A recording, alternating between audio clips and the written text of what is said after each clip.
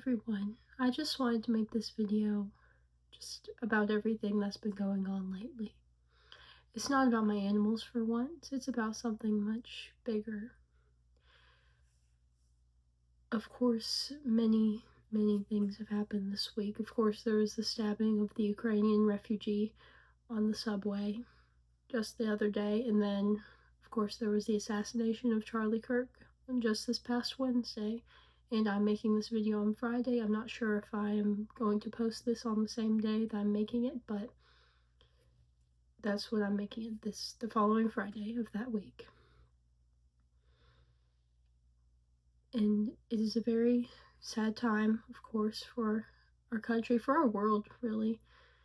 And of course, it didn't help that yesterday was also 9/11. It was Patriots Day, it was Remembrance Day, where we remember all those brave men and women who died ever so tragically. But what I really wanted to talk about was Charlie Kirk, because that's just really, the Lord is really putting this on my heart right now, and I need to get over it and get over my fear of not doing it and just do it,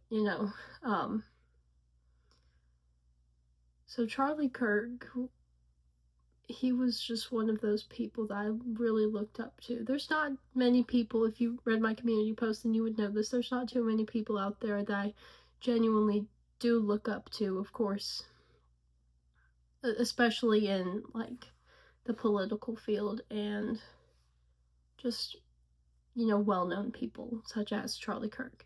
But he was one of those people that I really admired, and he was a true man of God, and he was so intelligent and just everything I want to be one day. Now, those people that are saying that he deserved it are very wrong. He did not deserve to be martyred, and not at all. Nobody deserves that. I mean, nobody deserves that. Not just for talking. All he did was talk to people. All he did was have debates. And what I admired about Charlie was just his ability to read all of this literature. He read it all. He's read it all. He never did go to college, but he was just so smart. He read all of the literature, and he was able to answer every question just in a thoughtful and educated way.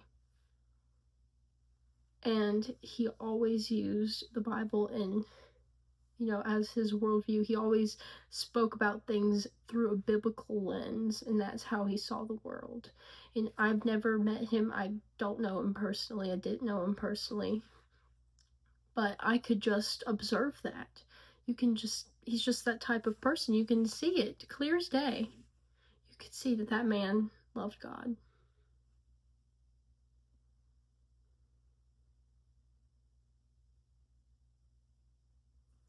And so when I got the news that he had been shot, first of all, on Wednesday, I had just gotten out of school, and I was just scrolling through Instagram, and at the top of my feed, there was a post that said Charlie Kirk was shot. And so the first thing I did was I prayed for him.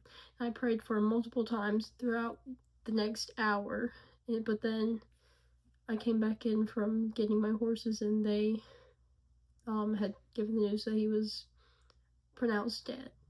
And I cried. I will admit, it was just awful, and I cried several times throughout the next day and a half, and I've cried a little bit today as well, I will admit. And it's just so awful that something like that had to happen. But it's just, I don't know. I don't usually cry that much when people I respect, like well-known people, let's say a celebrity or someone of Charlie Kirk's caliber, were to pass away. Usually I don't cry that much over it. Of course, it's still just as sad, but I don't really cry that much.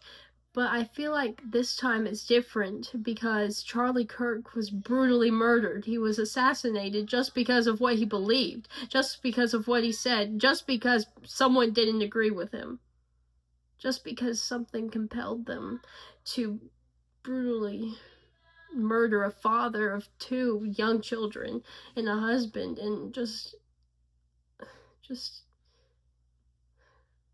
a role model for America's youth. And I just think it's so awful for someone to do that. Now, the first thing I felt towards the shooter, and at that point we didn't know who it was yet. Nobody knew who it was. They had that one man that was a suspect, but it didn't end up being him. That was an older man.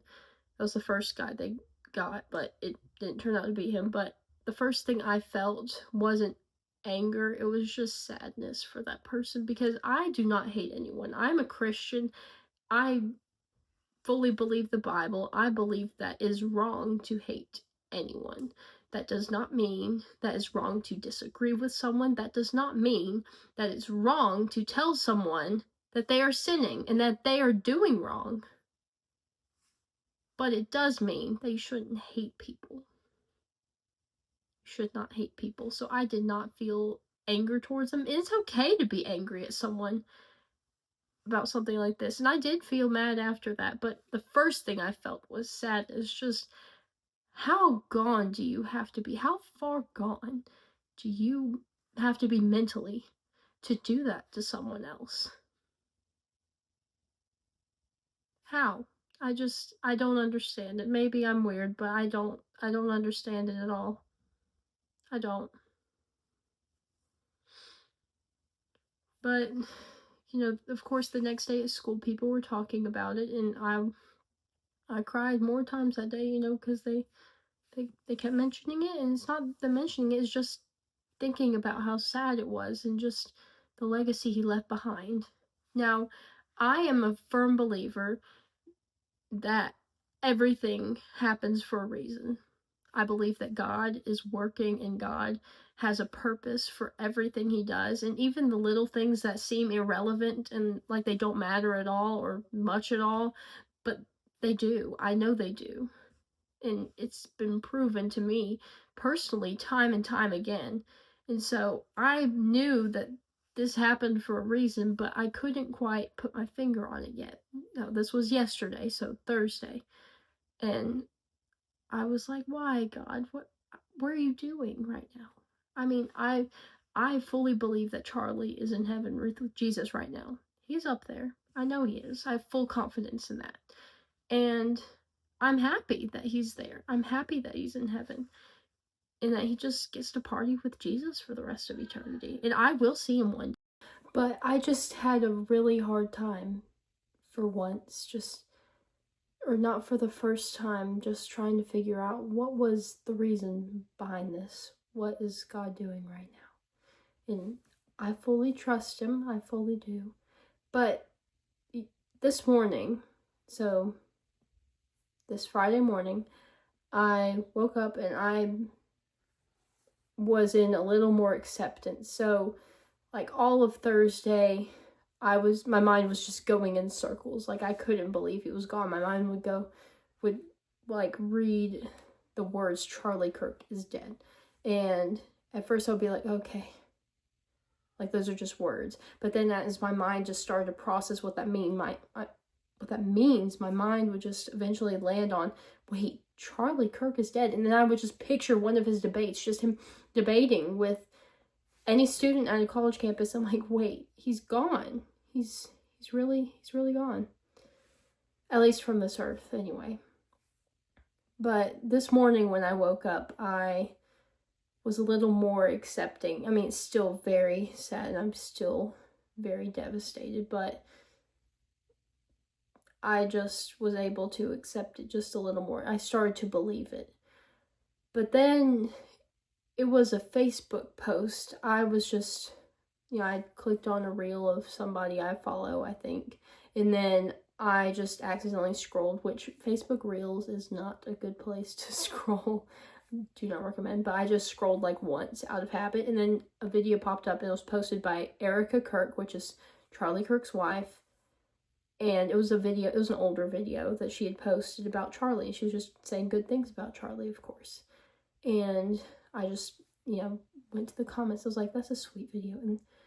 And the first comment was, after seeing what your husband did and after seeing what happened to your husband, I feel like I should introduce God into my life and my family.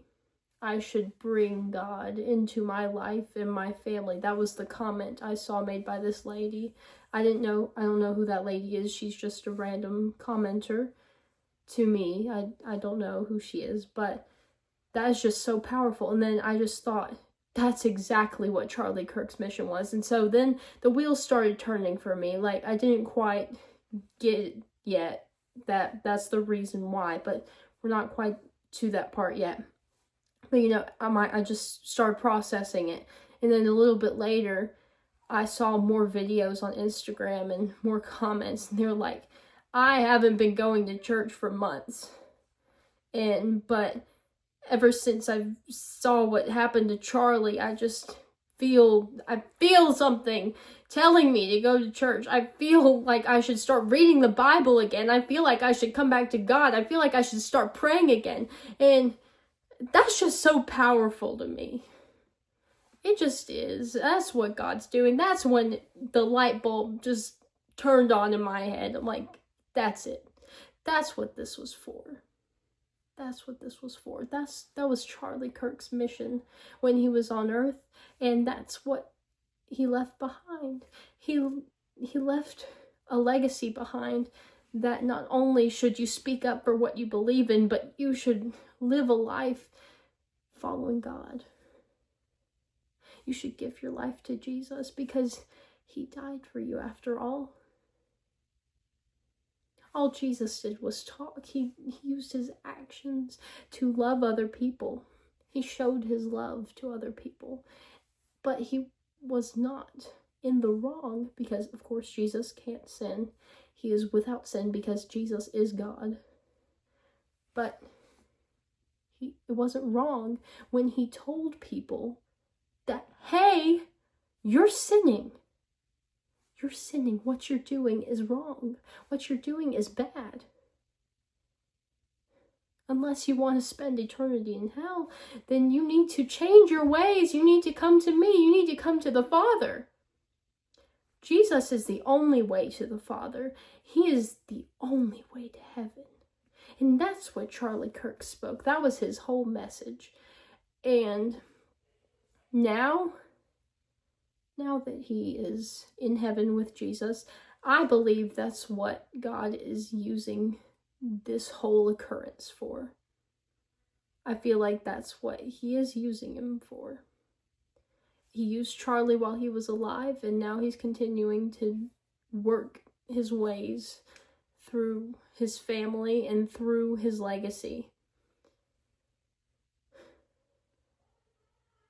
And that's all I have to talk about right now.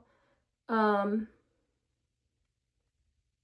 just know, this isn't meant to be mean to anyone.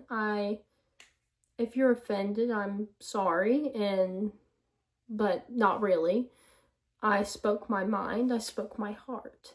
I spoke what I know is right, not what I think is right. Not what I'm just guessing is right. I have proof.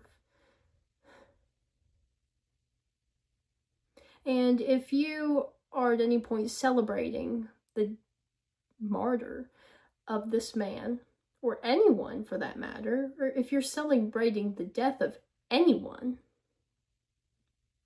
go ahead and just unsubscribe or just don't watch my channel again. Remove yourself, block me, do what you want. Just do not come after people like that. Of course, you can say what you want, but when you're saying bad stuff like that, it really does hurt people. The Bible says that the tongue is a double-edged sword. It hurts you and other people. If you use that double-edged sword to hurt somebody else, it will come back and hurt you just as much, if not more. I will remind you, I'm only 15 years old.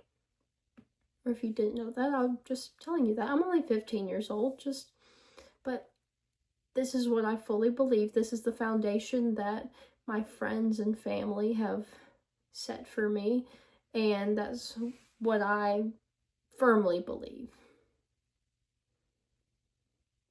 Thank you for watching this video, and I hope you have a great day.